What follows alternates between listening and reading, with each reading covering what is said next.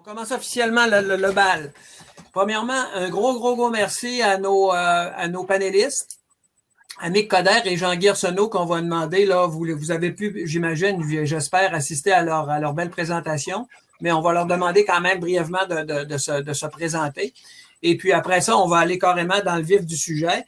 Les deux travaillent au niveau des personnes aînées, mais j'en dis pas plus, donc je laisserai le soin, j'allais dire au plus éloigné, je sais pas c'est lequel, mais on va commencer par les gens de l'extérieur de la région. Donc, Amic, à toi la parole.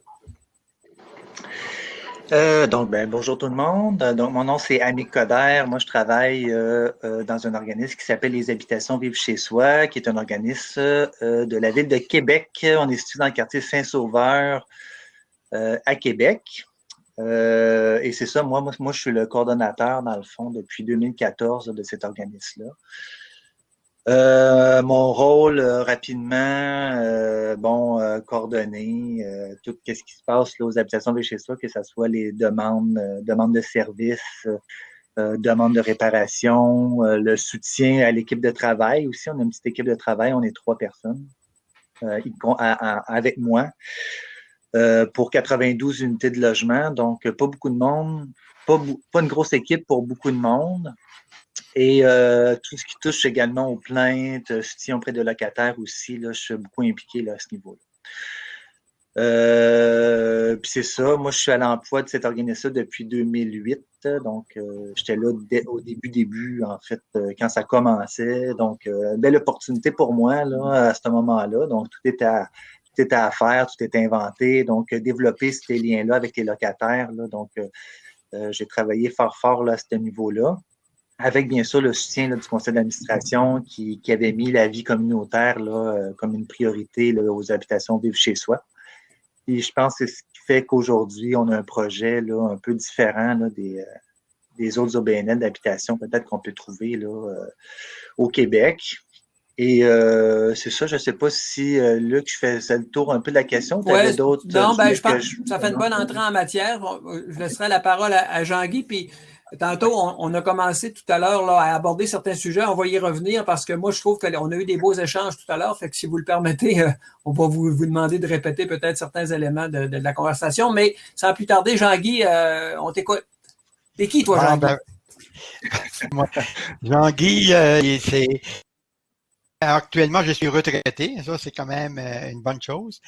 Puis, ça fait 20 ans que je suis d'un bâtisse, là, hébergement Nouveau Horizon. On a 31 chambres. On a comme rénové un motel. On a fait l'acquisition d'un motel pour en faire un centre pour les personnes âgées. De la préparation. Donc, sinon, je te prépare un... C'est un peu ça. On habite, on est dans une petite communauté, les îles de la Madeleine. Donc, ça, tout le monde. Puis, on essaie de faire le mieux pour que les gens soient le mieux possible dans résidence. C'est bon. Vidéo, j'ai présenté le bâtiment puis l'organiste.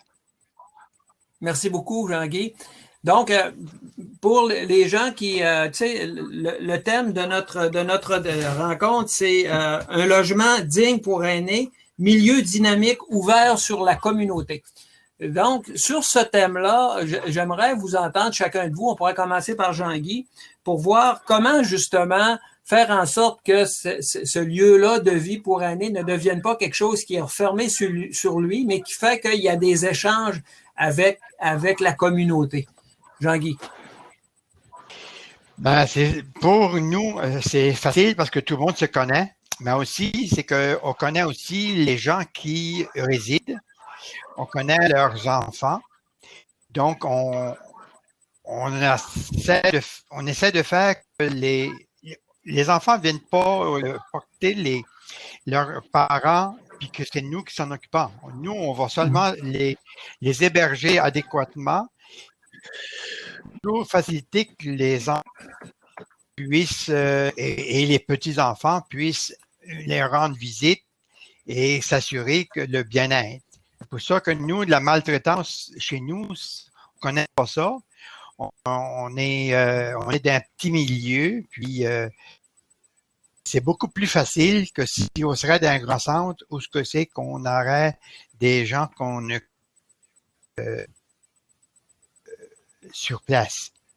Fait que c'est peut-être plus facile pour nous, mais c'est quand même, faut mettre de l'énergie pour que les gens se sentent bien. Merci. Amic, de votre côté, en milieu urbain, dans le Québec, comment ça se passe justement, le fait que, bon, une ressource comme ça communautaire puisse rester ouverte sur la communauté, autant, puis tu sais, on est en période de COVID, on s'entend, c'est encore moins évident maintenant, mais comment vous faites ça?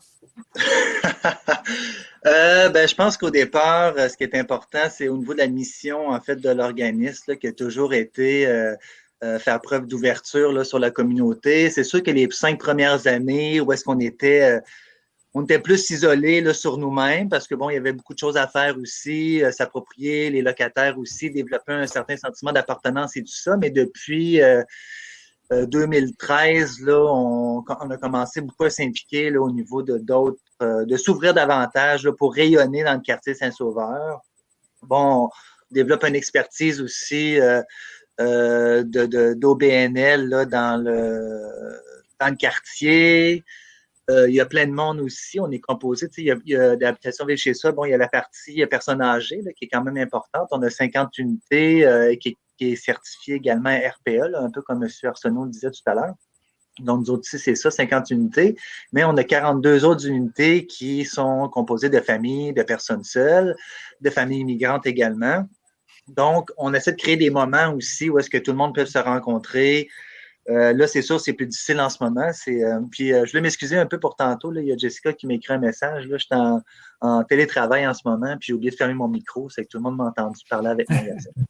Donc, il commençait à avoir faim. Je m'en occupe après. Pour poursuivre, donc c'est ça, il y a plein de monde. Donc, on essaie de trouver des moments là, pour que tout le monde puisse se rencontrer, des activités à l'extérieur, que ce soit épluchette de blé d'Inde ou toutes les occasions sont bonnes aussi pour faire des activités. Où est-ce que tout le monde est invité à chaque fois? L'ensemble des locataires. Donc, ça fait des beaux moments d'échange aussi là, avec les familles puis tout ça. Puis on se rend compte que c'est positif aussi là, pour les personnes âgées. Mais M. Arsenault disait tout à l'heure un peu là, avec les visites des familles et tout ça, puis on s'en rend compte comment que le fait d'avoir des enfants autour de la résidence personnes âgées, c'est bénéfique, là, c'est positif. Les gens sont contents de voir de la vie comme ça. Ça leur rappelle leurs petits-enfants, etc., etc. Donc, c'est ça, créer des moments comme ça. Puis bon, l'ouverture sur le quartier aussi. On est beaucoup impliqué aussi dans que ce soit au niveau des concertations. Donc, il y a une concertation qui s'appelle la concertation Saint-Sauveur à Québec. Donc, Habitation est très impliquée là-dedans. Aussi pour l'organisation de fêtes dans le quartier, là, pour donner l'opportunité, en fait, à nos locataires aussi de se voisiner, de voisiner les autres locataires, les autres gens du quartier. Là. Donc, c'est un peu ça. Ah ben merci beaucoup. Il y a une question qui nous vient de l'assistance et puis qui est adressée à Jean-Guy, qui demande comment répondez-vous aux besoins des locataires qui désirent aller faire des commissions ou qui ont un rendez-vous à Cap-aux-Meules ou ailleurs? Là? Les locataires, ou on appelle ça un résident, ils sont toujours jumelés avec un répondant qui est habituellement un enfant, ou si c'était une personne seule, ça peut être une nièce, ainsi de suite. Et puis, la première communication se fait avec ce répondant-là. S'il y arriverait un problème, mais là, il pourrait nous contacter, puis qu'on pourrait aller faire ses commissions, ou bien qu'on le fasse pour elle. Mais les pharmacies viennent faire de la livraison à domicile. Nous avons une très bonne collaboration aussi avec le CIS, que lorsque et puis nous acheminer des commandes qu'on aurait faites, mais ça se fait très bien. Puis c'est la façon-là que les reçoivent ce qu'ils ont besoin. OK. J'aurais une question, moi, pour Amic. Pour faire suite à ce que tu nous partageais tantôt, bon, l'organisation d'activités, des moments, ça peut être aussi des gens du quartier qui viennent. Est-ce qu'il y a une personne qui est dédiée, qui a du temps pour organiser des animations comme ça chez vous? Présentement, oui, depuis quelques années maintenant, là, on a réussi à débloquer là, des budgets à même nos réserves et tout ça, puis l'argent dégagé là, de ces réserves-là pour engager une autre ressource à temps plein. Donc, on a une personne là, qu'on a appelée intervenante de vie communautaire là, qui travaille avec moi là, ici aux habitations Vivre chez soi. Donc, elle est là pour accompagner et à l'occasion également organiser là, certaines activités, mais c'est surtout de l'accompagnement, accompagner les locataires là, dans l'organisation, la mise en place de différentes activités aux habitations Vivre chez soi. Donc, pour nous, c'est important là, d'impliquer les locataires là, dans l'organisation de ces choses-là. Donc, on est très à l'écoute là, de leurs besoins. S'ils veulent nous proposer des activités, on essaie de les organiser dans la mesure là, où est-ce que c'est possible aussi, puis avec les budgets qu'on a disponibles. Là, mais donc, oui, on a quelqu'un qui accompagne les locataires pour l'organisation de différentes activités, etc. Et aussi, mais l'implication des locataires, et on a beaucoup de bénévoles aux habitations Vivre chez soi. La dernière année, on a remercié là, près de 50 personnes là, bénévoles qui s'étaient impliquées à toutes sortes de niveaux là, aux habitations Des gens de l'extérieur? Non, c'était des locataires. D'autres locataires âgés qui étaient assez en forme et qui avaient le goût de continuer à s'impliquer là, dans leur communauté. Donc, c'était des gens souvent qui s'impliquaient déjà avant d'habiter aux habitations Vivre chez soi ou des gens qui ont appris, qui ont commencé à s'impliquer là, quand ils sont arrivés ici aux habitations Vivre chez soi. Donc, beaucoup de gens qui s'impliquent à différents niveaux et tout ça. Puis, donc, il y a des locataires qui animent même des activités, là, que ce soit des activités de mise en forme, bingo, c'est des locataires qui s'en occupent. On a des ateliers de peinture là, qui sont donnés par un locataire des habitations Vivre chez soi. Et aussi, on a mis en place, là, un peu comme M. Arsenault disait, on a mis en place un réseau d'entraide. Donc, un réseau d'entraide qui est composé de locataires, également des bénévoles. Donc, j'ai une locataire bénévole qui s'occupe de la gestion de toutes les demandes d'aide qui pourraient être faites. Donc, que ce soit de l'aide là, pour de l'accompagnement à un rendez-vous médical, accompagnement à aller à l'épicerie, par exemple, ou faire un bord de pantalon. Donc, c'est d'autres bénévoles qui s'impliquent, là, qui vont faire ces choses-là. À Nouveaux Horizons, Jean-Guy, est-ce que les locataires, par exemple, siègent sur le conseil d'administration ou sont représentés? Ah oui, comment ça se passe? Oui. Ben, il y a toujours un représentant il y a un locataire, un résident qui siège sur le conseil d'administration. Il a été nommé par l'ensemble des résidents. Nous avons un employé qui est sur le conseil d'administration aussi, qui est nommé par l'ensemble des employés. On a deux représentants des familles. Ce sont des représentants des résidents qui siègent. Il y a des gens de la communauté. Et c'est un peu cette façon-là que ça fonctionne. C'est même depuis le début. Et puis, les gens se nomment une personne qui est un peu plus en forme, qui a le goût de s'impliquer.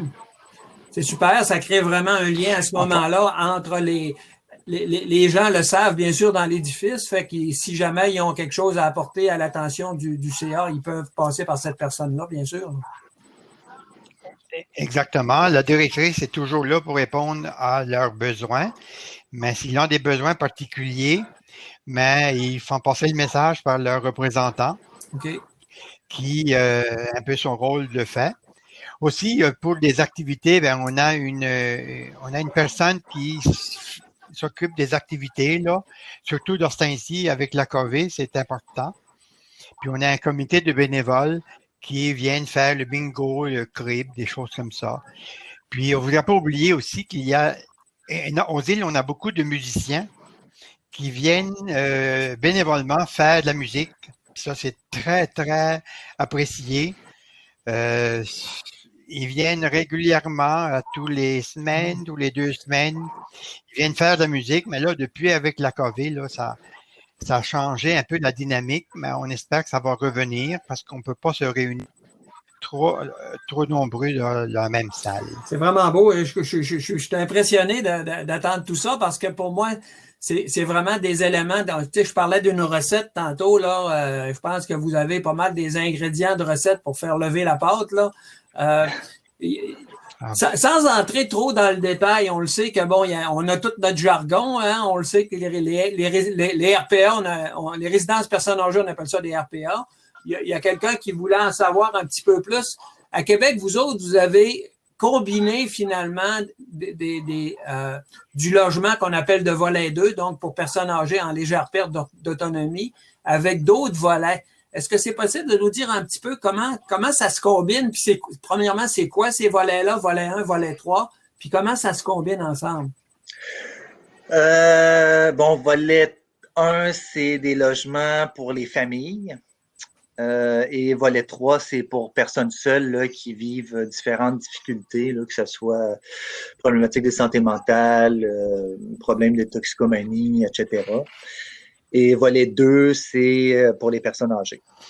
Mais nous, les volets sont séparés dans 3 immeubles différents. Là, donc, je ne sais pas comment ça aurait été la dynamique si, par exemple, on aurait fait tout le monde dans le même immeuble. Je pense que ça aurait amené beaucoup de défis là, au niveau de, justement, le bruit, par exemple, ou tantôt on parlait un peu là, des conflits entre locataires.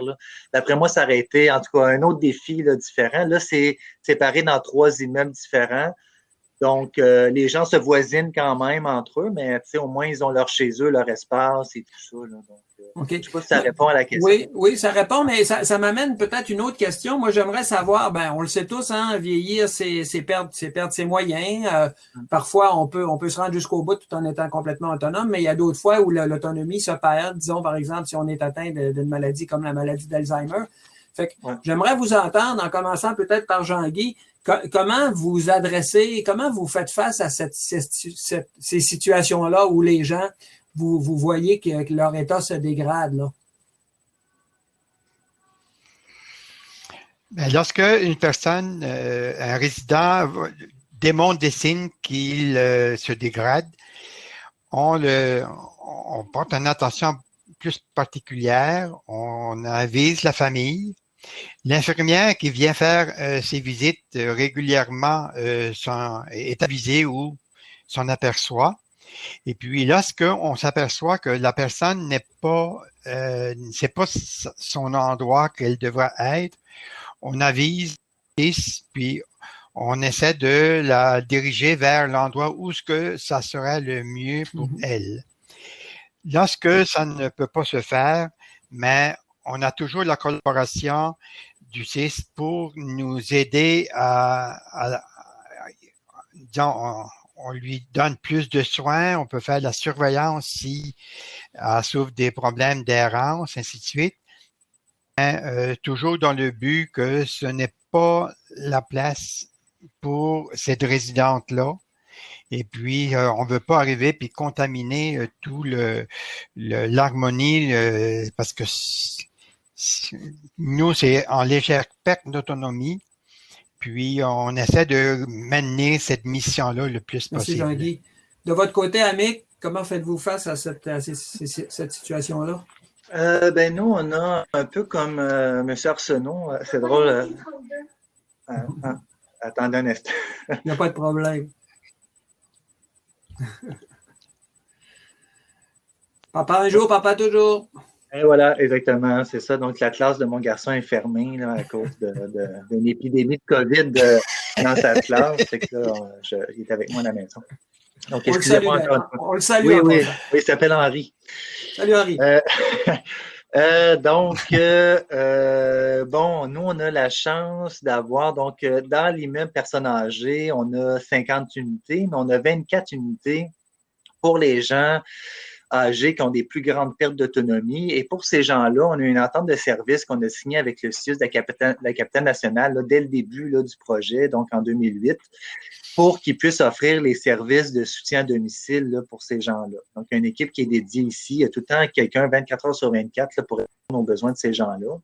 Donc, ils sont, comment est-ce que je pourrais dire ça? Ils sont allumés par rapport au, c'est pas tout à fait le bon terme, là, mais par rapport à l'évolution de la santé de ces gens-là qui habitent là, au premier, deuxième étage particulièrement. Donc, c'est les gens qui ont les plus grandes pertes d'autonomie. Donc, ils voient là, l'évolution de la maladie, de la santé, l'état de santé qui dépérit, etc. Donc, ils sont capables d'intervenir rapidement. Donc, tout ça, ça fait en sorte que, étant donné que l'équipe est sur place aussi, ça permet aux gens-là qui ont des plus grandes pertes d'autonomie de demeurer plus longtemps, je pense, dans leur milieu de vie parce qu'il y a un plus grand soutien de faire avec l'équipe du CIUS de la capitale nationale. Donc, si éventuellement l'état de santé de ces locataires-là dépérissent trop, par exemple, on a parlé tantôt de pertes cognitives importantes, la maladie d'Alzheimer qui prend trop de place. Nous, c'est sûr qu'on n'est pas un immeuble qui est sécurisé. Donc, les gens qui sont à risque d'errance, ça pourrait devenir un problème parce qu'ils pourraient sortir de leur chez eux puis s'en aller à l'extérieur sans qu'on s'en rende compte parce que, bon, c'est pas sécurisé, donc ils peuvent sortir et sont libres là, de leur mouvement. Donc, à ce moment-là, on regarde avec la famille puis l'intervenante sociale pour une éventuelle relocalisation. Le temps que la personne soit relocalisée, même si la maladie est avancée beaucoup, mais l'équipe de soutien à domicile du CIUS là, va compenser là, pour les besoins supplémentaires que cette personne-là va avoir besoin là, pendant son séjour.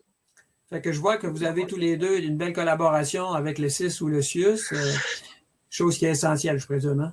Absolument, c'est important là, d'avoir. Puis Oui, on essaie de maintenir les bonnes relations, même si des fois, c'est pas évident là, dans la grosse machine qui est les CIUS. Là, en tout cas, je trouve ça lourd un peu, là, mais en tout cas, on essaie de faire pour le mieux. Il y a une question qui nous vient de l'assistance. On va commencer avec M. Arsenault. Avez-vous des activités physiques du style vie active dans votre milieu en prévention, on dit du déconditionnement, donc le fait que les aînés se laisseraient aller? Et si c'est le cas, qui s'occupe de la planification et de l'animation de ces activités-là physiques? On a quelques activités physiques. Actuellement, on a la chance d'avoir une personne qui s'occupe de l'animation avec les personnes âgées, mais c'est toujours en coordonnant avec la direction là, de l'organisme. Mais il faut dire que nous avons une moyenne d'âge qui est au-dessus de 90 ans. Donc, il ne faut pas penser que les gens vont faire des grosses activités. On avait des bicycles d'exercice, puis c'est bien rare qu'ils sont utilisés. Donc, ils font des activités, mais des activités qui est léger, avec un ballon, qui vont se le lancer, ainsi de suite. Mais c'est en date, on a vraiment une bonne dynamique là-dessus, mais c'est sûr qu'ils pourraient en avoir plus. Mais actuellement, on est dans en disant avec la COVID, on ne peut pas trop faire des atouts. Non, c'est ça. Je voulais aussi répondre justement. Je voulais répondre aussi à la question comme si quelqu'un souffre des problèmes d'errance, fait qu'on on a installé des sonnettes aux portes d'urgence que si quelqu'un sortirait par erreur, mais il pourrait sonner puis c'est relié à la centrale. Et en même temps, il y a plusieurs chambres. Ben, la majorité des chambres ont un accès extérieur, mais s'ils sortent, même si la porte est barrée, ça débarque automatiquement la porte et ils peuvent revenir par cette porte-là. Mais nous, on n'a pas de caméra à l'extérieur, mais jusqu'à présent, on n'a pas eu de problème avec cette problématique-là. Je comprends. La question de la porte qui ne se barre pas automatiquement derrière la personne, ça peut éviter le très triste incident qui s'était passé là, dans une résidence personne âgée avec une personne connue. Exactement, oui. De votre côté, Amic, côté activité physique, bon, comment ça se passe? C'est sûr que c'est pas évident là, en ce moment, là, compte tenu de la pandémie, pardon, puis toutes les règles là, de distanciation qui sont en place et tout. Je suis en train de regarder parce que en fait, on avait des activités là, avec la vie active là, avant avant la deuxième phase. Là. Nous, on a arrêté même nos affaires avant la deuxième phase parce qu'on a eu deux personnes là, du même ménage qui ont été malades. Donc, il a fallu tout arrêter. En fait, j'ai pris l'initiative de tout arrêter parce que je voulais protéger l'ensemble des locataires et tout ça. Décision des fois difficile, mais en tout cas, j'ai pris cette décision-là. C'est qu'on n'a pas repris depuis, mais là, on regarde là, tranquillement pour peut-être reprendre l'activité de vie active. Donc, c'est une bénévole qui s'en occupe de cette activité-là. Donc, elle va suivre les formations à toutes les années pour se mettre à jour avec les nouveaux documents et tout. C'est elle qui animait les activités de vie active là, jusqu'à tout récemment.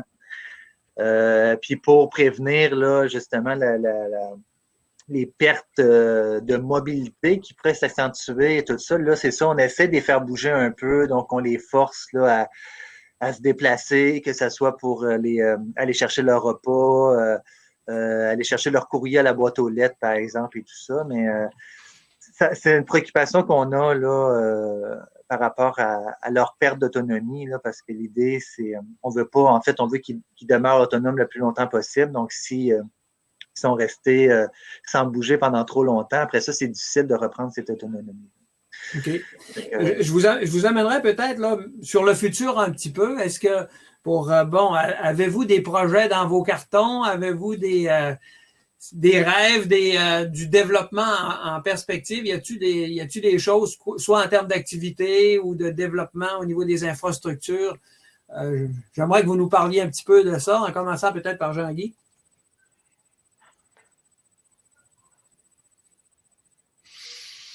Oui, nous, on est dans un bâtiment qui a été rénové il y a 20 ans. Donc, on est rendu à refaire nos devoirs. Les revêtements extérieurs sont à changer. On a des portes et fenêtres à changer. La toiture. On a monté un projet. On a fait un bilan de santé. Puis, on a monté un projet pour remettre à niveau avec les nouvelles normes. Donc, le projet est accepté et aussitôt qu'on va pouvoir faire les travaux sans avoir des contraintes avec la distanciation, on devrait faire ça en 2021. C'est notre objectif. Aussi d'améliorer les trottoirs à l'extérieur. Et ce qu'on souhaiterait, c'est qu'il n'est pas inclus dans le projet, c'est de faire un agrandissement du salon puisque le salon avait été, disons, l'agrandissement avait été ignoré parce qu'on manquait de budget lorsque nous avons fait un agrandissement en 2008. Donc, on a le même salon pour 20 personnes, aujourd'hui 134. Donc, lorsqu'il y a des réunions, des activités, c'est vraiment petit. Surtout lorsque les personnes sont âgées, comme je vous disais tantôt, il faut que ça prend des fauteuils, des chaises avec des bras et ainsi de suite. Donc, ça prend toute la place pour asseoir les gens. Donc, il n'y a pas de place pour faire des activités à côté. Okay. Ça serait il y a une question complémentaire qui nous arrive là-dessus. La charge de projet, parce qu'on le sait, ce que vous venez de nommer là, bon, et c'est du travail, il faut asseoir des professionnels, il faut prévoir des plans et devis, il faut aller en appel d'offres. C'est qui s'occupe de ça? Ben, c'est moi qui m'en occupe présentement avec un architecte qui, suite au bilan de santé, nous avons engagé un architecte qui a fait les plans et devis. C'est à finaliser. Puis ensuite, on va aller de l'avant avec le programme de la SHQ. C'est avec la SHQ qu'on avait développé ça. C'est sûr qu'on aura probablement besoin de groupes ressources techniques pour nous accompagner si besoin il y a pour pour faire avancer le projet pour que les gens soient le plus à l'aise possible. Ils sont chanceux d'avoir quelqu'un qui a vos compétences, en tout cas autour de la table. Du côté de Oui. Oui, ils sont très chanceux. Actuellement, oui. Amic, de votre côté, avez-vous des projets, des rêves, c'est quoi? À part de gagner le million, dans les projets pour les habitations vivre chez soi, c'est sûr que bon, on est un peu là-dedans. Là, on est en train d'essayer de mettre en place pas essayer, là, mais on est en action dans un plan quinquennal de maintien d'actifs là, qu'on a mis en place il y a quelques années. Là, donc, on est pas mal à la fin, en fait, des 5 ans. Où est-ce qu'il y avait plusieurs travaux là, à faire, notamment une rectification là, au niveau des pentes là, du terrain qui avait été mal faite. On a remplacé des colonnes de soutien aussi à l'extérieur. Donc, il y a plusieurs travaux comme ça quand même qui ont été faits au cours des dernières années. Remplacement de fenêtres, mais là, on en a remplacé quelques-unes là, cette année, mais là, on va être plus là, au niveau de remplacer les joints là, de mono là, autour des fenêtres, là, parce que là, on se rend compte que, puis on a eu des problèmes justement cet automne à cause de ça. Il y a des joints qui se sont décelés. Il y a de l'eau, des infiltrations d'eau qu'il y a eu là-dedans. Donc, on appelle de soumission. Là, c'est moi qui s'occupe de ça, les appels de soumission, puis la surveillance des travaux, etc. Autre chose, rêve pour les habitations vivre chez soi, c'est sûr qu'on est à une période un peu spéciale là, en ce moment. Je pense qu'il va falloir un peu se réinventer dans notre approche au niveau, aller chercher comment rejoindre les locataires parce que, bon, les personnes âgées, ça se fait quand même bien parce qu'on est, bon, nos bureaux sont dans le même immeuble où les personnes habitent, les personnes âgées. Donc, c'est relativement facile de rentrer en contact avec eux. Puis, en plus de ça, mais les personnes âgées, ben, ils sont tous à la retraite, donc ils ont beaucoup de disponibilité, beaucoup de temps aussi pour soit participer aux activités, soit pour s'impliquer aussi dans la vie communautaire aux habitations vivre chez soi. Mais pour ce qui est des familles, des personnes seules, des gens qui travaillent, qui ont d'autres obligations familiales, de revenus, etc., c'est plus difficile d'aller les chercher. Donc là, en plus, en ce moment, c'est difficile les contacts avec les gens. Donc, il va falloir un peu essayer de trouver des nouveaux moyens pour aller rejoindre ces gens-là. Même chose pour les activités, la vie communautaire, là, qui en prend vraiment un gros... on a pris vraiment... Ça a été difficile, là, la vie communautaire pour les habitations vivre chez soi. Autant que on était très fiers de ça, de ce qu'on avait fait et tout, que là, maintenant, il faut tout recommencer à zéro quasiment. Il y a des gens qui ont été... blessés, touchés par les mesures qu'on a dû mettre en place là, qui étaient demandées par la santé publique. Donc, ça va être de reconstruire tout ça là, les prochaines années. Là. Je me mets du temps parce que j'ai l'impression que ça va être long là, avant de reconstruire tout ça. Donc, on est là-dedans. Un gros merci. Je pense que le temps dont on disposait est pas mal écoulé. Je reconnais en vous des gens qui sont animés par le désir du bien, puis d'avoir des milieux justement qui sont vivants, qui sont dynamiques. Je vous remercie beaucoup des belles idées que vous nous avez partagées. Et puis, est-ce que c'est possible pour les participants éventuellement d'entrer en contact avec vous pour une raison ou pour une autre, les gens qui voudraient poursuivre la discussion ou avoir des informations complémentaires? Oui, pour moi, il n'y a pas de problème. Là. Je ne sais pas si mon adresse courriel apparaît quelque part. Là. En tout cas, je pourrais laisser mes coordonnées. Là. Je ne sais pas comment. Là. Mais on pourra s'assurer là, par l'organisation du colloque de s'assurer que vos coordonnées soient disponibles. Parfait. Jean-Guy, de ton côté, c'est possible aussi pour les gens de... Oui. Toujours, oui, c'est possible. C'est de communiquer avec Nouveaux Horizons. L'adresse Internet, la directrice va nous le faire. Si elle n'est pas capable de répondre, on va s'y mettre. Et puis aussi, je voulais souligner aussi que on fait pas ça tout seul. On a toujours un conseil d'administration derrière nous qui s'implique aussi sur toutes les décisions et toutes les orientations qui se font. Parce que une bâtisse de même, s'il n'y a pas une dynamique avec le conseil d'administration puis la direction, ça ne peut pas avancer. Donc, en faisant employer les résidents, conseil d'administration, si on a toute la même direction, on peut aller beaucoup plus facilement aller Ça atteindre me nos rappelle, objectifs. effectivement, c'est un travail d'équipe, tout ça.